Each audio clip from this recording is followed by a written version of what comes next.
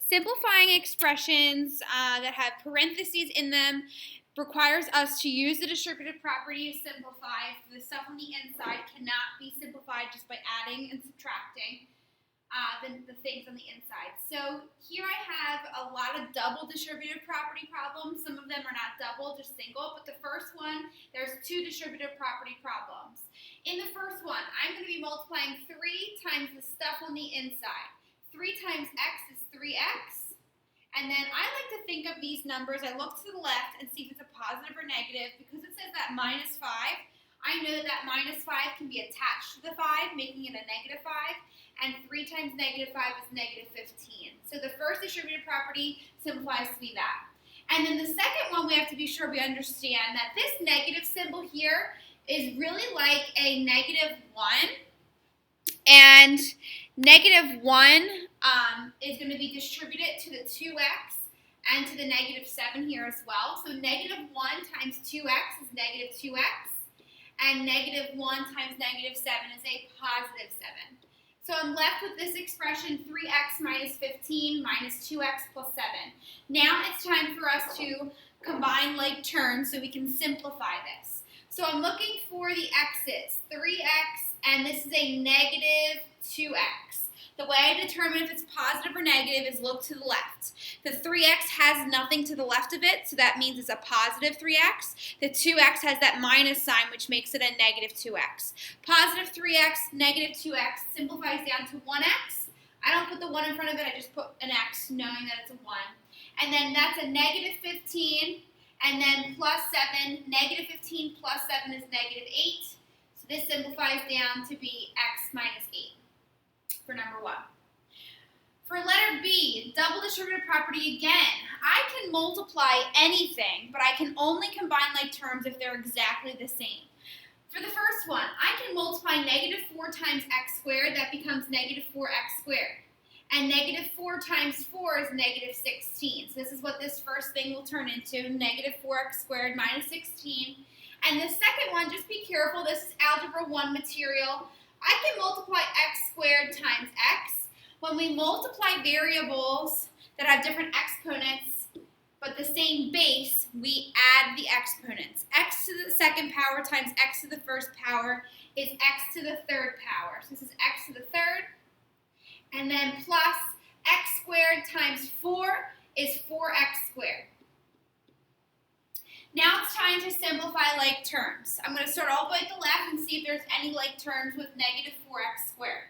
Well, negative 4x squared is a like term with positive 4x squared because they both have x to the second power as their variable. It's the same variable with the same exact power. So what I would do with these is combine them together. But negative 4 with a positive 4 cancels out.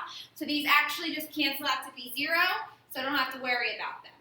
So then I'm left with negative 16 plus x to the third power.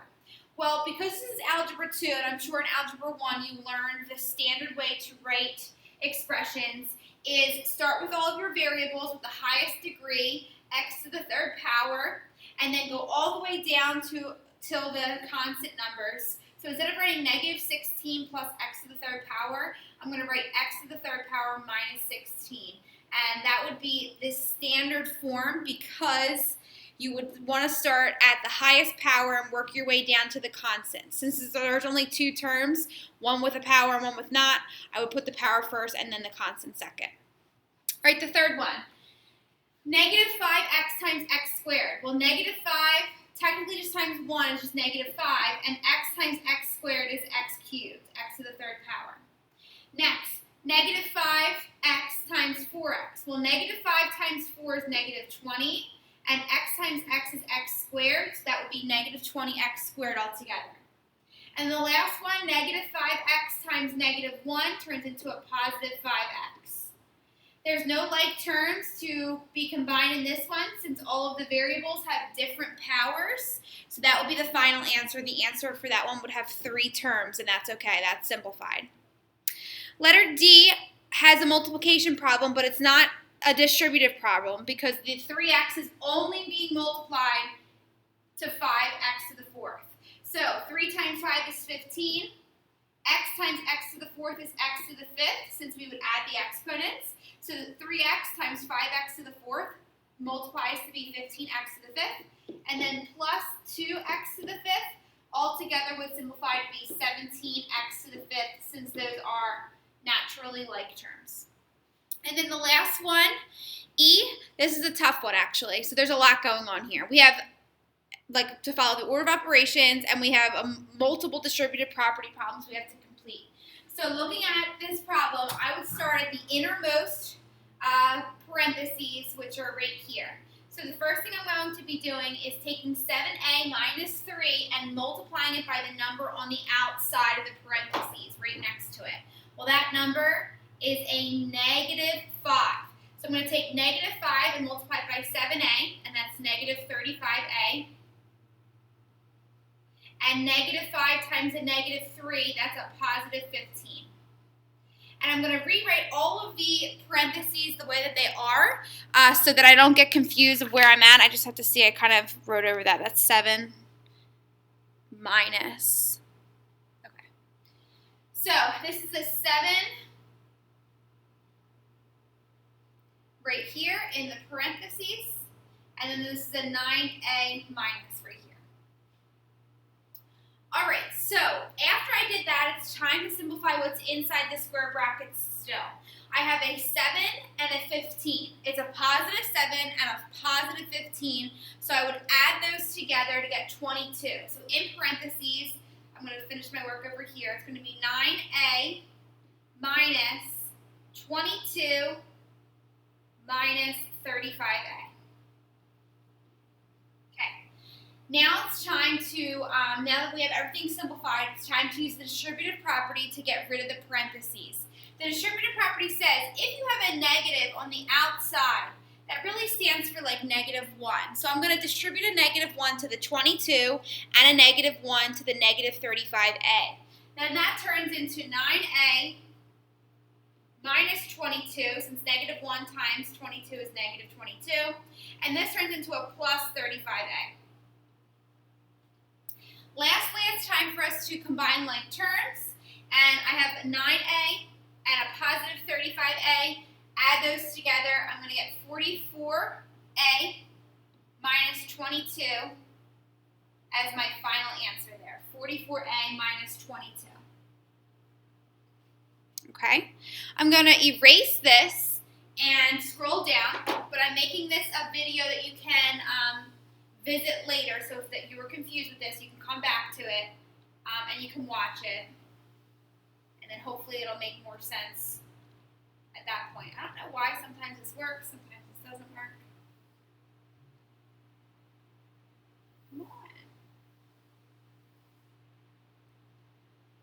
Okay. Guess it's not going to work today.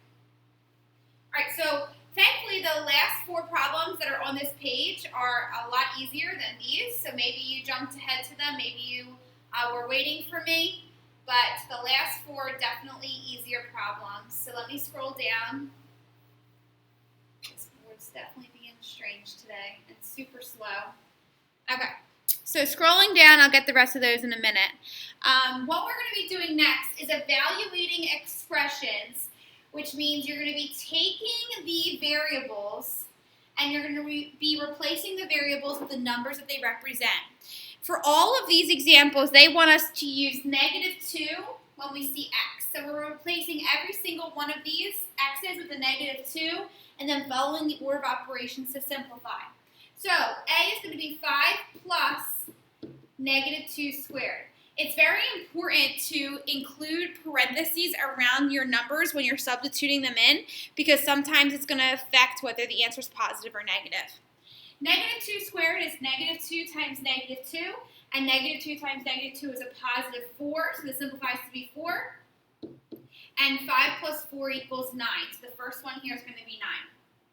The next one, 5 minus x squared. Well, 5 minus negative 2 squared. Negative 2 squared is still negative 2 times negative 2, which is still 4, but 5 minus 4 is 1. The next one, I kind of am going out of order. I should have went A, then B, but I did A, then C. Doesn't matter. It's going to be 5. Oh, sorry. What am I doing? 3x. So it's going to be 3 times negative 2, and 3 times negative 2 is negative 6.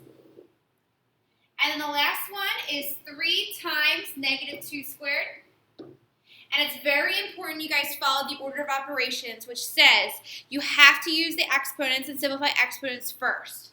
You are not going to do 3 times negative 2 first. I know when you read left to right, you might want to do that, but you have to simplify this to be 4 first, and then multiply, and 3 times 4 ends up being 12. So the final answer for this one is 12.